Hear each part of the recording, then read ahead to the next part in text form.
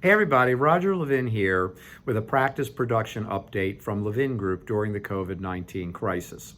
I want to talk about infection control fees, which I have talked about in other videos, but from a slightly different perspective.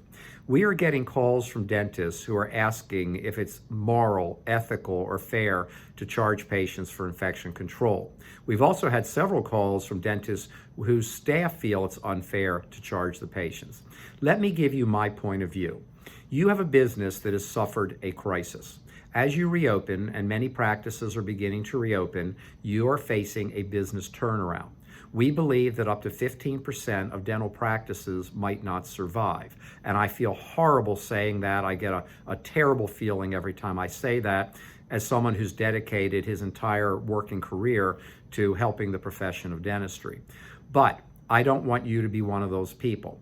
And the key to a turnaround is revenue. Well, revenue also comes from an infection control fee. But in this case, you're not increasing your profitability, you're covering new expenses.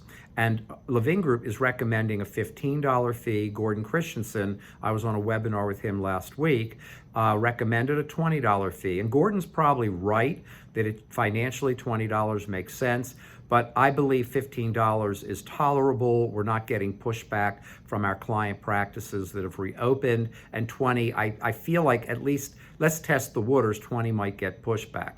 But explain to your team, this isn't about making money. You're not gouging anyone. Your costs are higher. And if you think about revenue, if you don't charge an infection control fee, your revenue will be the same, but your profit's going to be lower. In a sense, that's just as bad as having lower revenue. So make sure you charge the infection control fee. You can't absorb expenses that have been thrown upon you that are significant without incurring significant losses of profit. And that's when you go from success in the recovery to survival mode. And that's not where you want to be. As always, I wish you dental business success, and I wish you safety and health.